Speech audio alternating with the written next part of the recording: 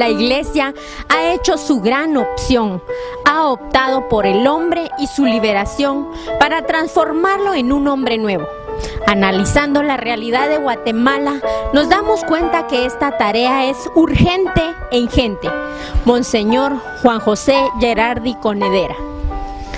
Nos acercamos al aniversario de los 12 años del asesinato de Monseñor Juan Gerardi, sucedido en Guatemala en 1998.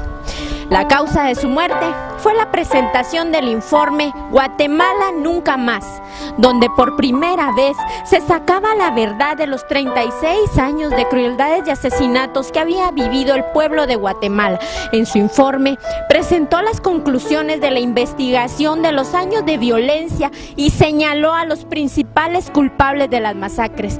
Los que no pueden soportar oír la verdad truncaron la vida de un hombre sin entender que con eso Monseñor pasó a ser el verdadero testigo, firmando con su sangre la verdad del informe.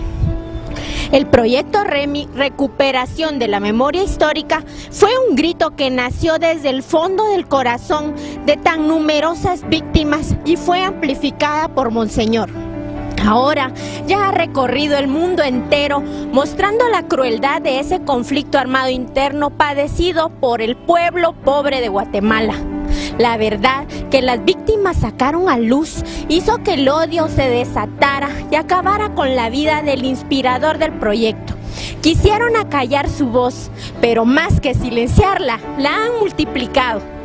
Quisieron ocultar la verdad, pero esta se abre camino por sí misma. Quisieron acabar con una vida solidaria con el pueblo que sufre, pero sigue inspirando nuevos compromisos a favor de la verdad y la paz. Desde el 26 de abril de 1998, Juan Gerardi dejó de ser el nombre de un sencillo y responsable obispo guatemalteco, tal vez para muchos desconocido, y pasó a ser sinónimo de búsqueda de la paz, de grito de la justicia, de lucha por la promoción de los derechos humanos. Monseñor Juan Gerardi, gran defensor de los derechos humanos, había consagrado su vida a los pobres, desde su compromiso de pastor del pueblo de Dios, cuando fue nombrado obispo de la Verapaz en 1967, pasando por sus casi 6 años de obispo del Quiché, en 1974 a 1980, de su exilio forzado en Costa Rica y su trabajo pastoral en el arzobispado de Guatemala, del 84 a 1998.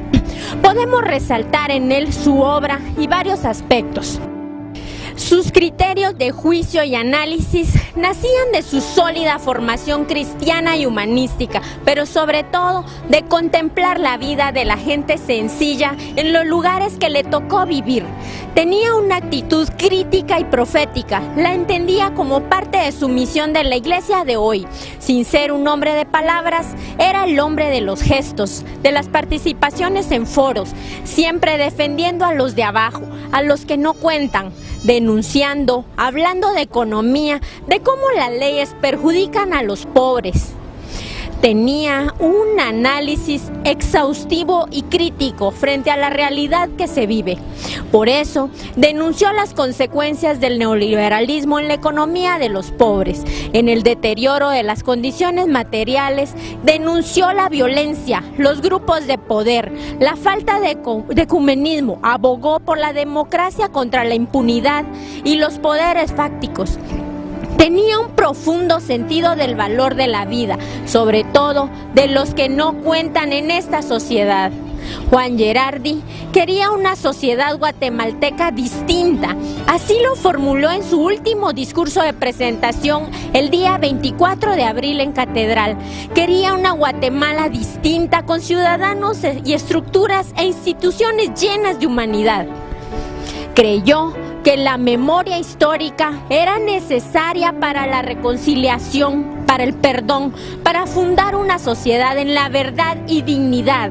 Esto hizo de él un buscador de la paz y la reconciliación, con el fin de derribar el muro de la impunidad. ¿Cómo sanar las heridas de la historia? En primer lugar, conociendo la verdad. Por eso fue un hombre siempre de diálogo, no se negaba a escuchar a nadie. En la resolución de los conflictos en tiempo de la violencia, llegó con las autoridades del país con los mismos mandos del ejército, llamando a la cordura. Negó y se opuso a la guerra, porque era radicalmente inhumana. Denunció las injusticias y los atropellos y luchó por abrir espacios que ofrecieran a la sociedad guatemalteca una alternativa de vida. Sabía que conocer a Dios era obrar la justicia, que quien oprime al débil ultraja a su hacedor. Anunciaba y defendía el valor de la vida como parte del proyecto del reino de Dios y denunciaba la muerte en todas sus formas como negación de ese proyecto. Se preocupó por la pastoral social, fruto de su contacto y conocimiento del pueblo pobre. Puso los cimientos para una pastoral orgánica desde los pueblos indígenas, pues empezó a entender que el evangelio en la Verapaz tenía que resonar en lengua quechí.